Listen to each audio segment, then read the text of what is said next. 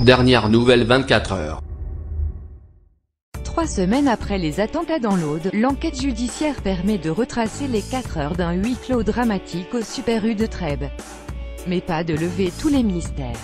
Y a-t-il eu dysfonctionnement? Le minutage réalisé à partir de l'enregistrement des échanges avec le preneur d'otages a révélé, en effet, un délai d'un peu plus de 10 minutes entre la tentative du lieutenant-colonel Beltrame pour désarmer le djihadiste et le déclenchement de l'intervention menée par l'antenne locale du GIGN. À 10h39, Radouane Lagdim arrive sur le parking au volant d'une Opel Corsa volée.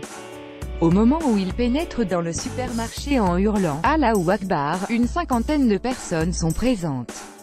Le chef boucher, Christian Medves, est tué par balle à la caisse, tout comme un client, Hervé Sosna. Les forces de l'ordre bouclent le secteur vers 11h.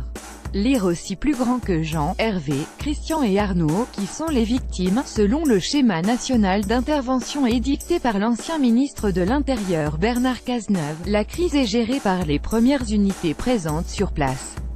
Les hommes du peloton de surveillance et d'intervention de la gendarmerie de Carcassonne puis ceux de l'antenne du GIGN de Toulouse, devancent les policiers des BRI de Montpellier et de Narbonne.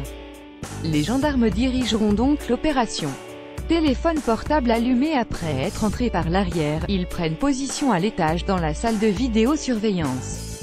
Une colonne, accompagnée du lieutenant-colonel Arnaud Beltrame, chef du dispositif en tant que plus haut gradé sur place, libère les otages réfugiés notamment dans une chambre froide. Lagdim, lui, se retranche dans la salle des coffres prenant avec lui une hôtesse de caisse. À 11h28, Beltrame propose aux terroristes de se substituer à l'employé et pénètre à son tour dans la pièce. Initiative personnelle qui suscite un moment de tension à la cellule de crise activée à la Direction Générale de la Gendarmerie, à Issy-les-Moulineaux, Hauts-de-Seine. Le lieutenant-colonel a pris soin au préalable de déboucler son ceinturon, déposant son pistolet SIG Sauer 9 mm à l'extérieur de la salle.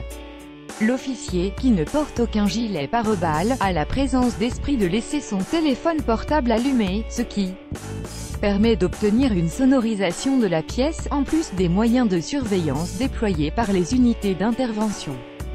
Pour sa part, Lagdim est armé d'un 7,65 mm d'un modèle ancien et assez peu répandu. 14h16, Beltrame tente de désarmer le terroriste et la négociation de crise, amorcée localement à 12h10, est maintenant gérée depuis Satori, Yvelines, quartier général du GIGN. Pour intervenir hors situation d'urgence, l'antenne locale doit obtenir l'aval de l'échelon national, qui a envoyé ses équipes réparties dans 3 hélicoptères. Un psychologue participe aux discussions avec Lagdim. Les forces de l'ordre cherchent à gagner du temps et, espérant une reddition, font venir la mère et la sœur du terroriste devant le Super U. En vain, à 13h10, Radouane Lagdim sort brièvement de la salle des coffres tenant son otage sous la menace de son arme et menace de tout faire sauter. Puis se retire, après avoir récupéré un chargeur de téléphone près des caisses. Le général Richard Lizuret, directeur général de la gendarmerie, ne veut pas laisser passer une nouvelle occasion de neutraliser le terroriste. C'est pourquoi il donne l'ordre aux tireurs de précision de profiter de la moindre opportunité. Les hélicos du GIGN sont encore à plusieurs dizaines de minutes de vol de Trèbes lorsque tout bascule. À 14h16, le lieutenant-colonel Beltrame tente de désarmer le terroriste. Sur la bande, on entend confusément « assaut assaut ». Puis 3 coups de feu. Lagdim neutralisé plus de 10 minutes après les tirs selon nos informations. L'intervention menée par une colonne de 9 hommes, qui permet de neutraliser Radouane Lagdim, a lieu plus de 10 minutes plus tard. Des sources concordantes indiquent pourtant que le rapport d'intervention transmis à la justice ne mentionne pas ce délai. Interrogé sur les conditions de l'assaut, la Direction Générale de la Gendarmerie refuse de commenter, arguant du fait qu'une enquête judiciaire est en cours. Il était nécessaire de localiser et évaluer les piégeages avant de les neutraliser, fait cependant valoir une source proche du dossier pour expliquer ce décalage dans le temps. 3 charges artisanales ont bien été retrouvées dans le magasin. L'arme de Lagdim, qui avait tiré toutes ses munitions, a été retrouvée sur place, de même que le 9 mm du lieutenant-colonel.